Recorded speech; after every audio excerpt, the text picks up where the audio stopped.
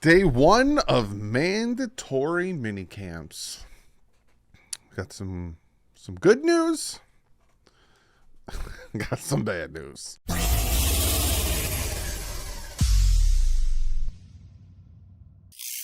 What is up, Finn fans? Day one mandatory minicamp. Gonna talk about a few things. Got some video, got some on-field stuff. Essentially, what they did today. The reporters will be there for all three of the mandatory minicamps, so I will have stuff for you for the next today, tomorrow, and on Thursday. Hope you guys enjoyed that late night video. A lot of you guys told me to let it rip. One of you guys said, don't hold it in like a fart. Made me laugh because I'm childish. So from now on, if I got a video idea and if it's a late or if I have something on my brain and it's late, I'm just going to let it go. Also, a lot of you guys came up with really good ideas for the patrons and for the members. So I have a lot of that planned. And some of you guys have already started to join and all that stuff. So you guys will get a shout out in tomorrow's video. So it's going to be good. I'm excited. I'm very excited. But let's jump into this. There's no farting around. And start with what Mike McDaniel was talking about. Obviously, we'll start off from rip about the big news from today, and that's Connor Williams is not at mandatory minicamps, and Mike McDaniel said it wasn't an excused absence, which means Connor Williams is holding out for a contract extension, and I kind of saw that coming. If you guys remember, I kept talking about the three guys who need their contract extended, and actually it's four. It's Christian Wilkins, Robert Hunt, Connor Williams, and Zach Sealer. Those four guys need a contract extension because all of them are free agents next year. But Connor Williams is a big one. He was a top center in the NFL. He was a top guard before he became a center. And he has, if we don't do anything about it, he will become a free agent next year. And if that's the case, he probably will be gone because someone will probably give him a lot of money. So he's not at mandatory minicamps because he feels he deserves an extension and more security in that, and I'm all for it. Totally 100% agree. Again, there's two different types of players. There's the Christian Wilkins, who will just continue to play, and there's the Connor Williams. But I'm not knocking Connor Williams because Christian Wilkins is getting paid $10.6 million this year, whereas Connor Williams is getting paid roughly $3 million this year. So that's the big difference in why Christian Wilkins is there, Connor Williams isn't. It's about a $7 million difference. So we'll see. But I fully expect him to get a contract extension probably before the end of mandatory minicamps, and if not, definitely before training camp. So I'm not too worried about that. McDaniel says about Jalen Phillips, I've seen him practice at a level that's far superior than any other level of practice I've seen from him. He also says during the interview with Vic Fangio, Phillips was a guy Fangio mentioned specifically. You guys know how I feel about that. Said it's cool to see a player focus on June 6th and not September. On Phillips and Chubb working together, the gravitate towards each other, gravitate towards each other. That's what I want on a team. I don't want players trying to have success in spite of someone. I want players to compete to become the best version of themselves.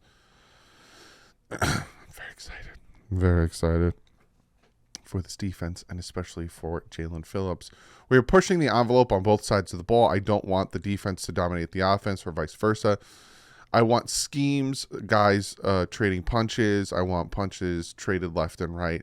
That's the game we play. Again, it's a very finite area especially when it comes to training camp. You don't want the defense to just be dominating the offense throughout all of training camp or for consistent days, because then that shows that the offense is weak and vice versa. So you kind of want that back and forth. One day offense does good, next day defense, back and forth. Talking about Eric Izukoma, he says, I challenged him before the season just knowing it was going to be a big year last year. Feels like a red shirt for him. He had learning lumps. He made the biggest gains in terms of learning the offense. I'm excited to see what Eric Izukoma comma can do. Very excited. But yeah, I could real quick gave you Mike McDaniel's presser. On the field stuff, I'll show you some videos. I don't know what's wrong with me today. Can you guess who is rocking the orange jersey today? Tua Tagovailoa. Hey, look, he's not wearing a hoodie, so he doesn't look as fat. But yeah, Tua Tagovailoa rocking the orange jersey today. Last time it was AVG. So far it's been Waddle, Tua, Andrew Van Ginkel, Alec Ingold, Javon Holland. There's more, but that's all off the top of my head I can remember. And I got some video here. Those pass rushers working at it. Boom. And then Cameron Wolf has some video of just some throws here. But again, it's just practice throws. It's nothing crazy. There's no defenders on them. Looks like it was going to rain. For you guys down in South Florida, did it rain today? Because it looked like it was about to rain. I think they eventually went inside. But you South Florida guys, was it going to rain today? You let me know. So then on the field stuff, Mike White completed a nice red zone touchdown pass to Robbie Chosen. And some people have corrected me, or tried to correct me and say it's Chosen Anderson. Nope. The man changed his name again to Robbie Chosen, so the back of his jersey says Chosen. So it's not Chosen Anderson anymore. It started as Robbie Anderson, and then it was Chosen Anderson. Now it's Robbie Chosen. Bryce Thompson intercepts Skylar Thompson. I know, again, it's June. It's mandatory minicamps, OTAs. I'm going to take a deep breath. But the backup quarterback situation I'm not comfortable with. Tua completes a laser to Jalen Waddle. And Tyler Kroft has a nice red zone touchdown catch after the ball was tipped in the air. Freddie Swan makes a nice sideline catch from Skylar Thompson. Edge Mitchell Agood has some explosive plays. I'm hearing very good things about outside linebacker Mitchell Agood. Very good things. And Tua had Whitney Houston playing. Red zone workout, had a lot of touchdowns. Normally does happen when it comes to the red zone. Robbie Anderson or Robbie Chosen was Omar Kelly's top offensive standout. Continue to come away impressed. This is from Travis Wingfield with the way coverage communicates, passing off different route combinations, which again, we've talked about this. If you go back and watch breaking down Vic Fangio's defense, it shifts a lot. Sometimes a corner might drop back to safety, and it shifts a lot, and there has to be a lot of communications and all that stuff. Anderson got open on a handful of touchdowns, including a beautiful line throw from Mike White to the back pylon. Tua having a really good day with his reads. Christian Wilkins, again, doing his thing, sacks, run D, all that stuff. Robert Hunt, Liam Eichenberg had a good day on offensive line. And then some of the rookies, Garrett Nelson, Zeke Vanderbaugh, were doing pretty good from what I'm hearing. But the biggest standout is that undrafted rookie, Mitchell Agood. I'm hearing really, really good things about him. But again, they can't talk about much. They can't give us play-by-plays. They only can give us play-by-plays when you guys are there. And again, when those dates are released, I will make a video specifically letting you know what training camp dates you guys are open to go see. Then they talk to the players. Offensive lineman Robert Hunt talks about getting a contract extension. He says he'll leave that up to the people up front, but it's the least of my worries. Jalen Phillips says he's trying to refine his moves. I'm not a jack of all trade, a master and a master of one, which is good. You want to keep the opposing offensive lineman on the heels, not knowing, okay, well, here comes Jalen Phillips. He really loves to do the swim move, really loves to do the bull rush, really loves to do the spin move. You throw it all in there, then all of a sudden you don't know what's coming at you. It's kind of like Cameron Wake, Jason Taylor. I loved Cameron Wake's push-pull technique. Jalen Ramsey says the Miami Dolphins defense is the best defense he's been a part of. Well, again, I'm going to pump the brakes on all that type of stuff because how long has he been a Dolphin? But I'm excited to see that. Really excited to see that. Jalen Ramsey and Xavier Howard rocking the visors, and that's about it. Again, they're not really there. You guys aren't there, so they're not able to give us play-by-plays when training camp comes. To the new subscribers, first off, thank you for joining.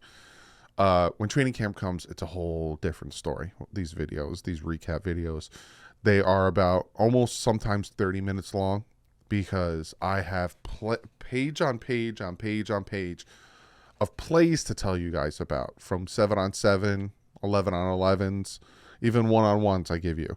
So training camp, just so you guys know, for the new subscribers and the guys and girls who have been watching the OTA recaps and the Minicamp recaps, training camp is way, way more in-depth, way more plays and all that stuff. So prepare yourself for like long videos. The OGs that have been rocking with me can tell you sometimes they get to almost 40 minutes of me telling you what happened at training camp. So it's good videos. But comment below. Let me know. What's your thoughts on Connor Williams? That's mostly what I want to know from you guys. What's your thoughts on Connor Williams? Are you upset that he's not there? Again, it's not training camp, but are you upset he's not there, or do you understand why he's not there? Let me look up his contract to give you an exact number of how much he is making. So yeah, this is his last year. The cap hit is actually $8.3 million. I was wrong. It's 8.3. So he's still making decent money. He's making about $2 million less than Christian Wilkins, but he's still making decent money. But again, he's holding out because he wants that security of knowing that he's not playing on a one-year deal. But there's also an out. I'm not saying they will do it, but if they release him or trade him, they can say $5 million or $7 million. $5 million on release, $7 million on trade, but they're not going to do that. They're going to give him a contract extension. I'm not worried about it. This is my fate. I'm not worried.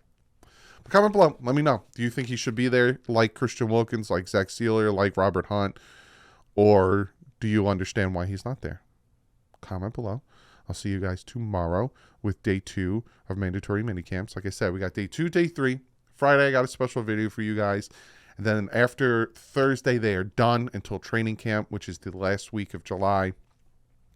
And then, we get into training camp, we get into preseason, and that's where when training camp starts, that's where the ball really starts rolling.